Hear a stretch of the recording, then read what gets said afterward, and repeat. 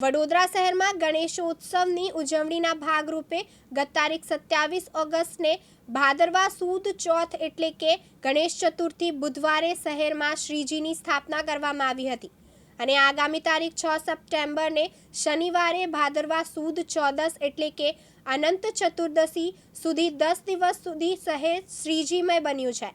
ત્યારે શહેરના ગોરવા ઉંડેરા રોડ સ્થિત આશરે 80 જેટલા મકાનો ધરાવતી પુષ્પક ટાઉનશીપ ખાતે છેલ્લા 22 વર્ષોથી શ્રીજીની સ્થાપના કરવામાં આવે છે। ત્યારે સતત આ 23મા વર્ષે પણ શ્રીજીની સ્થાપના કરવામાં આવી છે, જેના ભાદરવા સુદ નોમને સોમવારે અહીં શ્રીજીને 56 ભોગ સાથે મહાઆરતીને આયોજન કરવામાં આવ્યું હતું।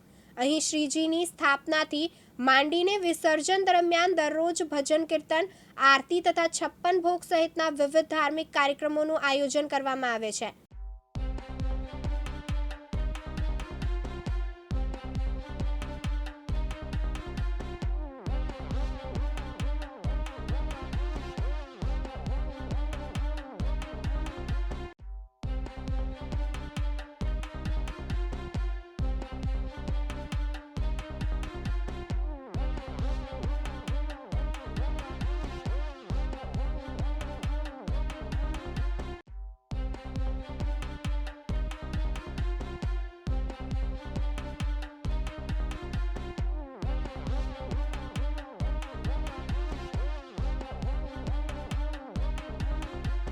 गणेशाय नमः।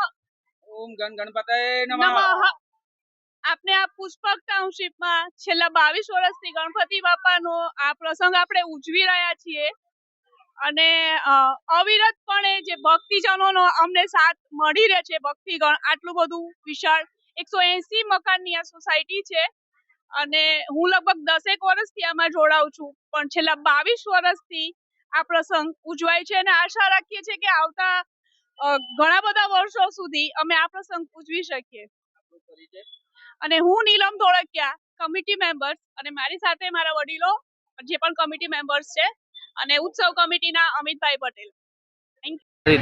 હું પ્રકાશ સાલવી, કમિટી મેમ્બર, અને અમે આજે અમારી પુષ્પક ટાઉનશીપની જે કમિટી છે એના તરફથી પુષ્પક ટાઉનશીપના લોકોનો ઘણો ખૂબ આભાર, કેમ કે બધા લોકો ખૂબ સાથ સહકાર આપે છે અને અમે આશા રાખીએ છીએ કે તમે આવનારા વર્ષોમાં અમને સાથ સહકાર આપશો અને આવી રીતે દર વર્ષે ગણપતિ ઉત્સવ રંગેચંગે ઉજવાય એવી હું આશા રાખું છું।